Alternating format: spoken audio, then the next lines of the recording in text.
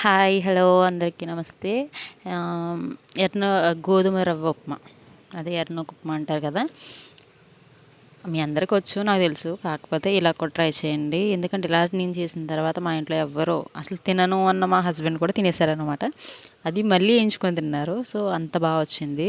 ఇలా ట్రై చేయండి. కాకపోతే ఉప్మాలో కొంచెం నెయ్యి యాడ్ చేయండి.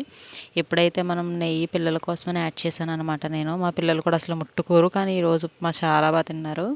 ఇలా ట్రై చేయండి. చాలా బాగుంటది. అండ్ ఇంకొక విషయం ఏంటంటే, ఎప్పుడైనా మనం ఏదైనా పని చేయాలి అనుకున్నప్పుడు మన ఓన్ నిర్ణయం మాత్రమే ఉండాలి. ఏరా ఇలా చేయనా బాగుంటుందా, ఇలా చేయనా బాగుంటుందా అని ఎప్పుడు సెకండ్ పర్సన్ ఒపీనియన్ తీసుకోవద్దు. ఎందుకు చెప్తున్నానంటే, మనం చేసేది కష్టమో నష్టమో మనం మాత్రమే భరించుకోవాలి.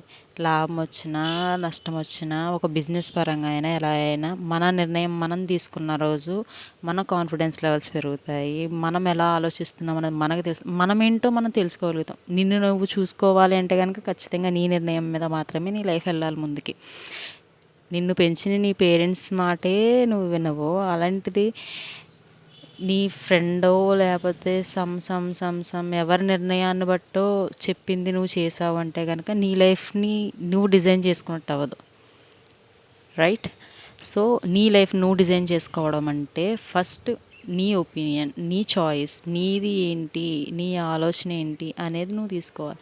అంతగా నువ్వు డెసిషన్ తీసుకోలేని టైంలో నీ పేరెంట్స్ని అడుగు. ఎందుకంటే నీకంటే నీ గురించి ఎక్కువ ఎవరు ఆలోచిస్తారు? లేదా నీ వైఫ్ని అడుగు, లేదా నీ హస్బెండ్ని అడుగు. నీ ఫ్యామిలీ, నీ లైఫ్ నీ చేతుల్లో ఉంచుకోవాలి. ఎప్పుడు ఎవరి చేతుల్లోనే పెట్టకండి.